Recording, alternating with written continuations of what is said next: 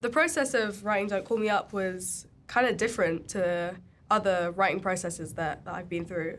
I went in with different energy because it was my first session with Steve Mack and he's a legend. Obviously he's written a lot of big records and we only had a day. So in my mind I was like, when I go in with Steve and this amazing writer Camille, we got to get something good. So I really psyched myself up for the session and went in and sort of was going through a situation with a guy where actually I was still really down about it, and I was like, I want to write a song about that feeling of just not caring about somebody anymore, because I was like, I know I'm gonna get there at some point and it feels so good, so I want to write a song that can make me feel good about this situation which kind of just feels really terrible right now.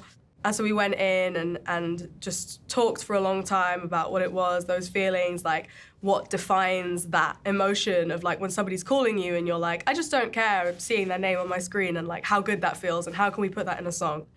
And yeah, we just got the Don't Call Me Up. I think we got the chorus first, the Don't Call Me Up. And as soon as we got that, we were like, yeah, let's just put that throughout the whole song, which is why it's in the verses as well as the chorus, because we were like, that's just so good, it's so simple, but everybody's gonna be able to relate to that. The whole song was finished by the end of the day. I didn't really change anything. I didn't even ad-lib on it, and I love ad-libs, harmonies. I always go in on those things because I'm from an R&B background. But yeah, it was the first record that literally it's just the lead pretty much sounds exactly the way it did when I got the demo.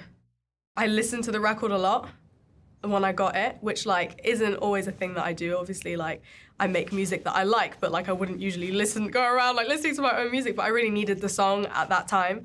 And it definitely did help me process that emotion. I remember listening to it with my friends a few weeks later and being like, okay, this is it, I'm here now, if he called. And when he did, I didn't care. And the song now, every time I'm sure he hears it, he's kind of probably not feeling great about it, which makes me feel amazing. Like what you just watched, then download the Music Choice app for more.